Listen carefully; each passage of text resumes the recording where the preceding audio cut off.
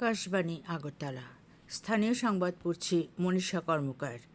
ঘূর্ণিঝড় রেমালের সম্ভাব্য প্রভাবের আশঙ্কায় কলকাতা বিমানবন্দর কর্তৃপক্ষ আজ দুপুর 12টা থেকে আগামীকাল সকাল 9টা পর্যন্ত সব রকম বিমান চলাচলে নিষেধাজ্ঞা জারি করেছে।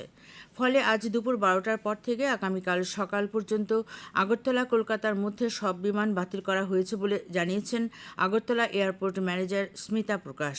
তিনি জানান, ইন্ডিগোর 7টি বিমান এবং এয়ার ইন্ডিয়ার 2টি বিমান বাতিল করা হয়েছে। তবে ব্যাঙ্গালোর ও গুয়াহাটির বিমানবন্দর কর্তৃপক্ষ এখনো পর্যন্ত কোনো কিছু জানায়নি বলে তিনি জানান। অষ্টাদশ লোকসভা নির্বাচনের ষষ্ঠ পর্বের ভোট গ্রহণ গতকাল শেষ হয়েছে। এই পর্যায়ে 6টি রাজ্য ও 2টি কেন্দ্রশাসিত অঞ্চলের মোট 58টি সংসদীয় আসনে ভোট নেওয়া হয়। রাত 11:30 পর্যন্ত প্রাপ্ত খবরে জানা গেছে 61.01% ভোট পড়েছে। এই পর্বে মোট 889 জন প্রার্থী রয়েছেন। যে বিশিষ্ট প্রার্থীদের ভাগ্য গতকাল ইভিএম বন্দী হয়েছে তাদের মধ্যে রয়েছেন বরিষ্ঠ বিজেপি নেতা ধর্মেন্দ্র প্রধান, মানেকা গান্ধী, মনোহরলাল খট্টর, মনোজ তিওয়ারি, কংগ্রেস নেতা দীপেন্দর সিং হুডা, কুমারী শৈলজা, রাজ বব্বর এবং কানহাইয়া কুমার, সমাজবাদী পার্টির নেতা ধর্মেন্দ্র যাদব এবং পিডিপির প্রধান মেহবুবা মুফতি। এই পর্বে 1,14,000 ভোট কেন্দ্রে ভোট নেওয়া হয়। এই পর্বে 11 কোটিরও বেশি ভোটার ছিলেন। মুখ্যমন্ত্রী অধ্যাপক ডাক্তার মানিক সাহা গতকাল তার সরকারি বাসভবনে ত্রিপুরা মধ্যশিক্ষা পর্ষদ পরিচালিত মাধ্যমিক ও উচ্চ মাধ্যমিক পরীক্ষার প্রথম 3 স্থানাধিকারীদের শুভেচ্ছা জানান। তাছাড়া বিদ্যুৎ মন্ত্রী রতনলাল নাথ 2024 সালের উচ্চ মাধ্যমিক পরীক্ষার সম্ভাব্য প্রথম হরিণা দ্বাদশ স্কুলের ছাত্রী দেবশ্রী বল, মেধা তালিকায় 4র্থ স্থানাধিকারী মনু উচ্চতর মাধ্যমিক বিদ্যালয়ের কৃতি ছাত্রী জয়তী দেবনাথ ও 6ষ্ঠ স্থানাধিকারী নবজিৎ সাহাকে তাদের বাড়ি গিয়ে অভিনন্দন জানান এবং ভবিষ্যৎ জীবনে তাদের সাফল্য কামনা করেন। বিজেপি রাজ্য সভাপতি রাজীব ভট্টাচার্য মাধ্যমিক পরীক্ষায় সম্ভাব্য তৃতীয় পূর্বাবিশ্বাসের সাথে দেখা করে শুভেচ্ছা জানান। ত্রিপুরা জুডিশিয়াল একাডেমিতে সরকারি আইনজীবীদের নিয়ে গতকাল থেকে নতুন 3টি ফৌজদারি আইন, ভারতীয় ন্যায় সংহিতা, ভারতীয় নাগরিক সুরক্ষা সংহিতা এবং ভারতীয় সাক্ষ্য অধিনিয়মের ওপর 2 দিনব্যাপী প্রশিক্ষণ শিবির শুরু হয়েছে। জুডিশিয়াল একাডেমি সূত্রে প্রাপ্ত খবর অনুযায়ী বাইরের রাজ্য থেকে আইনি বিশেষজ্ঞরা এই প্রশিক্ষণ দিচ্ছেন। এখন 2 দিন পশ্চিম জেলার সরকারি আইনজীবীদের প্রশিক্ষণ হচ্ছে। পরবর্তী সময়ে বাকি জেলার সরকারি আইনজীবীদের প্রশিক্ষণ হবে। এদিকে জুডিশিয়াল অফিসারদেরও এ মাসে 2 ধাপে নতুন 3টি আইন নিয়ে প্রশিক্ষণ দেওয়া হচ্ছে বলে জানা গেছে। ত্রিপুরা সংস্কৃতি সমন্বয় কেন্দ্র SFI-DYF এর উদ্যোগে গতকাল বিলোনিয়ায় বিদ্রোহী কবি কাজী নজরুল ইসলামের 125তম জন্মজয়ন্তী পালিত হয়। উপস্থিত ছিলেন বিধায়ক দীপঙ্কর সেন, সংস্কৃতি সমন্বয় কেন্দ্রের মহকুমা সভাপতি রতন ভৌমিক, সম্পাদক লিটন চক্রবর্তী প্রমুখ। অনুষ্ঠানে কবির জীবনী নিয়ে আলোচনা করেন বিধায়ক দীপঙ্কর সেন।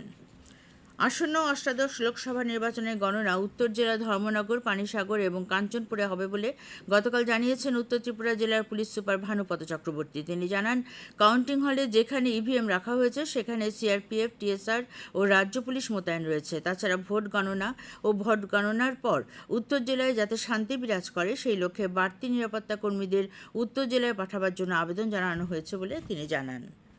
শহরকে যানজট মুক্ত রাখার অঙ্গ হিসেবে গতকাল জগন্নাথ বাড়ি রোডে অভিযান চালায় ট্রাফিক দপ্তর। এদিন অভিযানে নেমে রাস্তায় বেআইনিভাবে গাড়ি পার্কিং করার জন্য মালিকদের নোটিশ জানানো হয়। তাদের বিরুদ্ধে আইনি ব্যবস্থা নেওয়া হবে বলেও ট্রাফিক দপ্তর সূত্রে জানা গেছে। এই অভিযান আগামী দিনেও বজায় থাকবে বলে জানিয়েছে দপ্তর।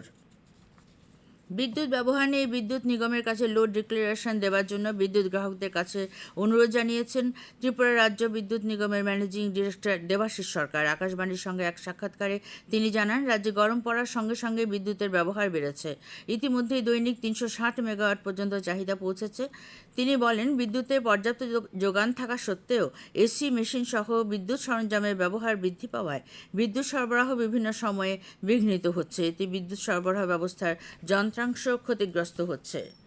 শ্রোতা বন্ধুরা, আকাশবাণীর সংবাদ সহ বিভিন্ন খবরের বিস্তৃত আপডেট পেতে লগ ইন করুন www.newsonair.com এবং নিউজ অন এআইআর অ্যাপ এবং টুইটার অর্থাৎ এক্স প্ল্যাটফর্মে। আপডেট পেতে দেখুন আকাশবাণী নিউজ আগরতলা, ফেসবুকে এআইআর নিউজ আগরতলা এবং ইউটিউবে এআইআর নিউজ আগরতলা।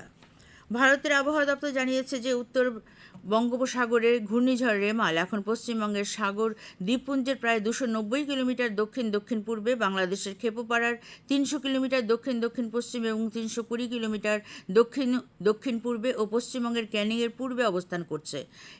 আইএমডি জানিয়েছেন এটি আগামী 6 ঘন্টার মধ্যে তীব্র ঘূর্ণিঝড়ে পরিণত হবে। ঘূর্ণিঝড় রেমাল আজ মধ্যরাতে বাংলাদেশের খেপুপাড়া ও পশ্চিমবঙ্গের উপকূলের সাগরদ্বীপ অঞ্চলে আছড়ে পড়তে পারে। ঘূর্ণিঝড় রেমালের প্রভাবে রাজ্যের সবকটি জেলায় ঝড় ও অতি ভারী বৃষ্টির সতর্কতা জারি করা হয়েছে।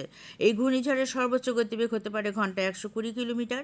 এই সময় রাজ্যে ঝড়ো হাওয়ায় গতিবেগ হতে পারে ঘন্টায় 40 কিলোমিটার থেকে সর্বোচ্চ 70 কিলোমিটার। রেমালের প্রভাবে উত্তর উড়িষ্যার উপকূলীয় এলাকায় বিচ্ছিন্নভাবে ভারী বৃষ্টিপাত হতে পারে। উত্তর পূর্বাঞ্চলের অন্যান্য রাজ্যগুলোতেও ঝড়ো হাওয়া ও অতি ভারী বৃষ্টিপাতের সতর্কতাও জারি করা হয়েছে।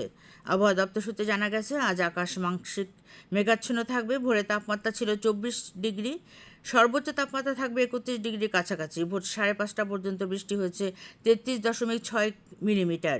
ধলাই, গোমতী, পশ্চিম ত্রিপুরা জেলা, খোয়াইতে ঘন্টায় 30 থেকে 40 কিলোমিটার ঝড়ো হাওয়া সহ ভারী বৃষ্টিপাতের সম্ভাবনা রয়েছে। স্থানীয় সংবাদ এখনকার মতো শেষ হলো।